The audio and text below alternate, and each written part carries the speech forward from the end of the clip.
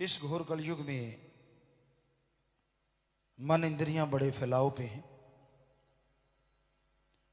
जिसे देखो भौतिकतावाद, दुनियादारी, राजनीति ये बुरी तरह से खचत है। राजनीति का मतलब सिर्फ ये नहीं है कि कोई वोट में लड़ता है या वोटों के लिए कोई एमएलए एमपी बनता है। राजनीति का मतलब हर बात पे जोड़ तोड़ चलती रहती है। दो बेटे हैं किसी बाप के और उनका आपस में मोहब्बत है, तो पड़ोसियों को आग लगी रहती है कि ये आपस में लड़ते क्यों नहीं, इनका घर बर्बाद होता क्यों नहीं। कोई सुख शांति से रोटी खाता है तो लोग उसके लिए तिगड़म लड़ाते हैं, यार ये परेशान कैसे होगा, ये दुखी कैसे होगा। तो ऐसे घोर कलयुग में यह चहु और बुराई का बोलबाला है। मतलब परस्त लोग, ईर्ष्या नफरत में जलते लोग, तभी मालिक से ओढ़ निभेगी अगर जीव सत्संग सुन के अमल करता रहे। वरना मन और मनमती लोगों का टोला चहु और घूमता रहता है कि इंसान को मालिक से दूर किया जाए।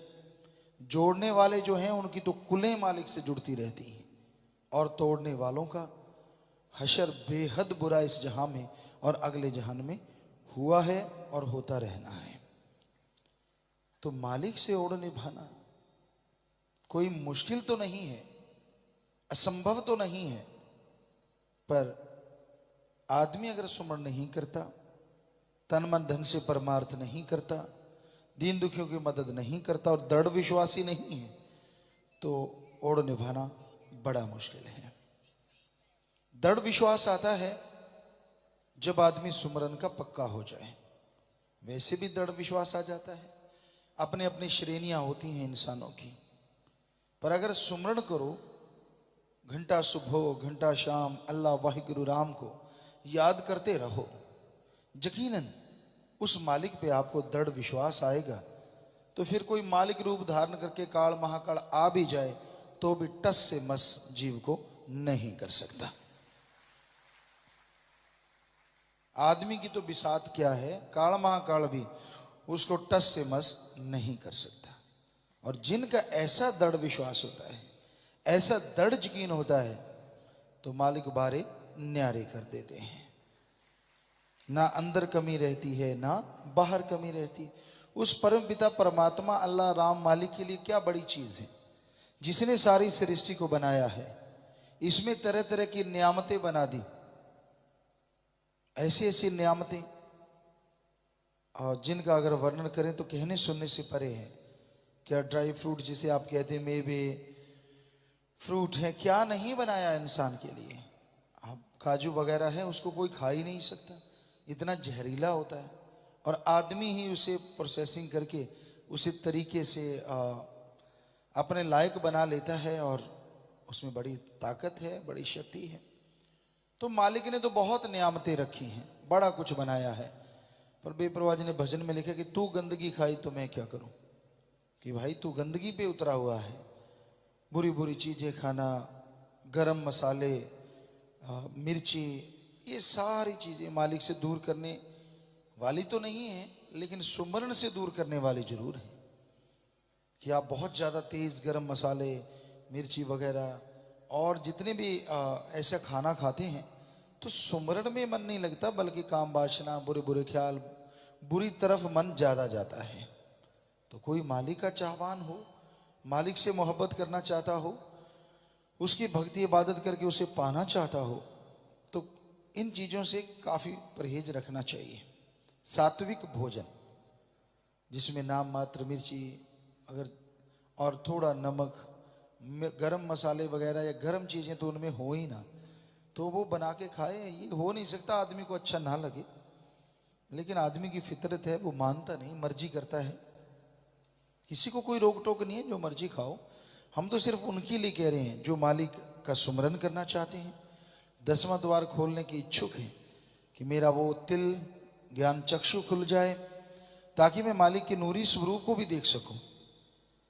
क्योंकि वो जब एक बार झलक आ जाती है तो ना तो मन कभी हावी हो सकता है, ना काम वासना क्रोध लोभ मोह अहंकार, और ना ही काल की कोई दाढ़ गलती है। तो वहां तक जाने के लिए अपने आप को साधना, साधक, साधक का मतलब जो अपने आप को साधता है और साधने के लिए फकीरों से गाइडेंस लेता रहता है, शिक्षा लेता रहता है, कैसे रहना चाहिए, कैसे जीवन यापन करना चाहिए। तो उसके अकॉर्डिंग, उसके अनुसार आप सुमरन कीजिए, भक्ति इबादत करते रहिए और दीन दुखियों की मदद करते रहिए। कोई कौन कैसा है उसकी तरफ ध्यान न दीजिए, क्योंकि औरों की तरफ ध्यान देते देते लोग अपना अकाज कर लेते हैं। ठीक है, आप परफेक्ट हो गए, मालिक से मोहब्बत दृढ़ विश्वास है, तो आप सुमन करते रहिए और जितना हो सके महादानों का महादान प्रभु के नाम से जोड़ना। ऐसा महादान दुनिया में दोनों जहान में कोई दूसरा हो नहीं सकता। जरा सोचिए, एक घर में नशे से नरक बना हुआ है, जुआ खेलता है, मांसाहार, हड्डियां बिखरी रहती हैं, वो घर ऐसे लगता है जैसे राक्षस का वास हो। जब भी शाम को आना, नशे में धुत आके माता को गालियां, बहन को पीटना, बेटी को पीटना, घरवाली को पीटना, यानी जो सामने आ गया गाली गलौच, उसके लिए कुछ नहीं होता, उसके लिए तो मैं ही हूं सब कुछ, बस दैट्स ऑल। तो घर नरक से बदतर होता है। आप जाते हैं, उसे मोटिवेशन करते, किसी भी तरीके से उसे मोड़ के अल्लाह मालिक के नाम से जोड़ देते हैं, प्रभु के नाम से जोड़ देते हैं, तो क्या होता है, वो मालिक के नाम से जुड़ जाता है।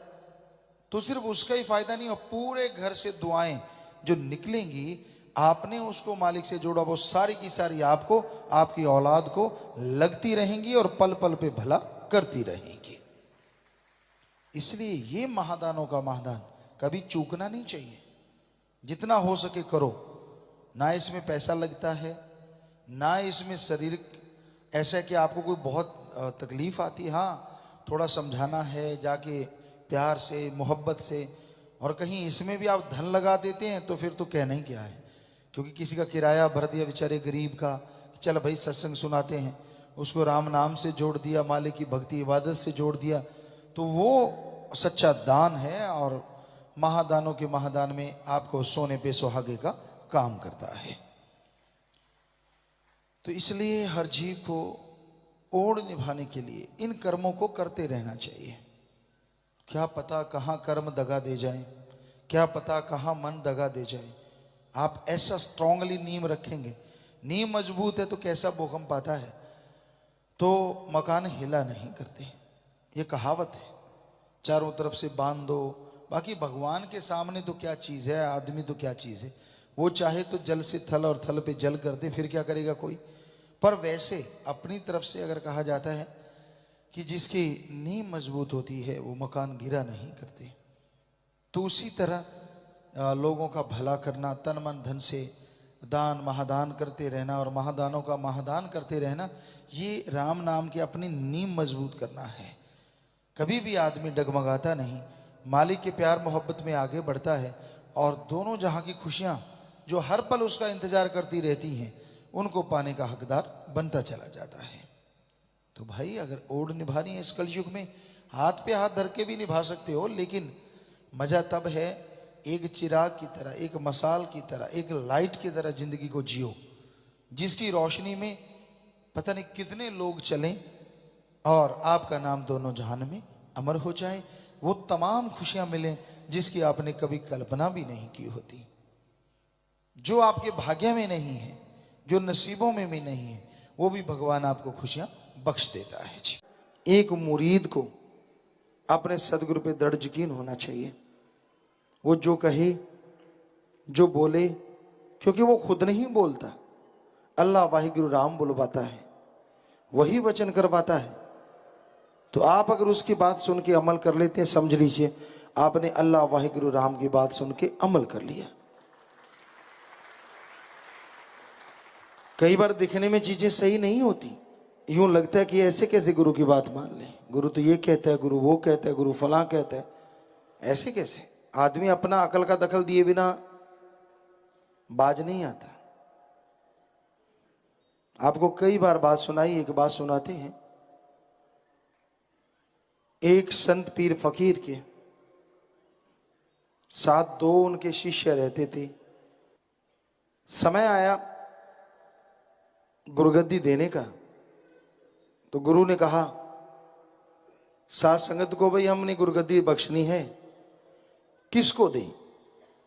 साध संगत ने एक बार तो कहा नहीं जी, कहने के नहीं वो तो हमने तय कर लिया है, आप बताइए हम किसको दें। तो एक ऐसा था सीधा साधा, एक आदमी उनमें से जो शिष्य था बड़ा तेज था, साध संगत आती, बातें करना, अपने नंबर बनाते रहना, सब कुछ आश्रम से सब कुछ खिलाना पिलाना और नमोहर अपनी जड़ देनी। ये कभी ना कहना कि गुरुजी के हुक्म से, भाई देखो मैंने कहा तो आपको इतनी खुशी, मेरे होते आपको क्या फिक्र, मैं ये करूंगा, मैं वो करूंगा, मैं ये करवा दूंगा, मैं वो करवा दूंगा। तो नेचुरली जो ऐसा करेगा उसके यार दोस्त भी ज्यादा होते हैं। तो सभी ने सोचा कि यही ठीक है। गुरुजी को शाम को बताया, गुरुजी ये ठीक है। गुरुजी कहते भाई आप तो देखेंगे, बताएंगे आपको, अभी नहीं। 5-4 दिन हुए तो दोनों शिष्यों को साध संगत के सामने बुला लिया। कहने लगे भाई ऐसा करो, ये ऊंट है, वो लकड़ी की सीढ़ी है। तो इतना कह के गुरुजी चले गए। अब जो चतुर था साध संगत के साथ हंस रहा है, कहता गुरुजी के दिमाग में असल फर्क पड़ गया। कहते मैं काफी दिनों से नोट कर रहा हूं, अजीबोगरीब हुक्म दे देते हैं। साध संगत भी कहती हाँ, कुछ चमचे, सारे नहीं ऐसे होते, ऐसे चमचों के चंद चमचे होते हैं जो उनके बिना जीना पसंद नहीं करते। तो वो कहने लगे भाई बात तो तेरी सच्ची है, ये भी कोई बात है? कहने लगा देखो, कभी लकड़ी की सीढ़ियों के द्वारा तो छोड़ो, पक्की सीढ़ियां हो तो भी ऊंट 15 फुट के कमरे पे कैसे चढ़ेगा, और लकड़ी की सीढ़ियों से ये तो कल्पना भी नहीं कर सकते। तो वो कहते हाँ तू सही है, बैठ गया हंस रहा है। जो दूसरा था वो चुप रहता था, जो गुरु कहता था उस हुक्म को बजाता था। कोई यारी दोस्ती नहीं, अपने सतगुरु राम के साथ ही यारी, उसी से दोस्ती, वही महबूब वही महबूबा, सब कुछ उसी के साथ। तो जैसे गुरुजी उठ के चले गए, वो तो बातों में लग गया चतुर चालाक, और वो ऊंट को पकड़े चल पड़ा सीढ़ियों की तरफ। कहने लगा देखो, एक गुरु और एक उसका ये चेला, वो चेला कह रहा है देखो इसका हाल, अब ये ऊंट को लकड़ी की सीढ़ियों से कमरे पे चढ़ाएगा। तो वो लग गया, ऊंट को खींचे, सीढ़ियों के द्वारा आप ऊपर चढ़े, सीढ़ियों से ऊंट को चढ़ाना चाहे, ऊंट ताकतवर था, उसे खींच के नीचे गिरा ले। तो लगा रहा जी, ऊंट का भी बुरा हाल हो गया, भी ये आदमी है क्या, था पावरफुल, ताकतवर, भक्ति की शक्ति, ऊंट भाग भी ना सके। वो फिर खींचे, सीढ़ियों के पास ले आए ऊपर। अब ऊंट ऊपर कैसे चढ़े आप सब जानते हैं। वो तालियां मारे बैठा, साथ संगत हंसे, उसके साथ लग के देखो पागल देख लो, गधा फलाना धिंकड़, यार दोस्तों में चमचों में बातें बूतें करके। तो शाम की मजलिस हुई, तो आ खड़ा हुआ अच्छे कपड़े पहन के, भी मेरे को कहेंगे, साथ संगत के आगे जाके बैठ गया। तो गुरुजी कहते हाँ भाई साथ संगत जी कैसे हो, ठीक हो? कहते हाँ जी। सामने बैठा देखे, कहते क्यों भाई तूने ऊंट को कोठे पे चढ़ा दिया? तो खड़ा हो गया, अपने गुरु को मत देने लगा। कहता गुरु जी कभी ऊंट भी लकड़ी की सीढ़ियों से छत पे चढ़ा करते हैं? गुरु जी कहते हो भाई हमें तो पता ही नहीं था, बैठ जा। कहता मैं नहीं गया, साथ संगत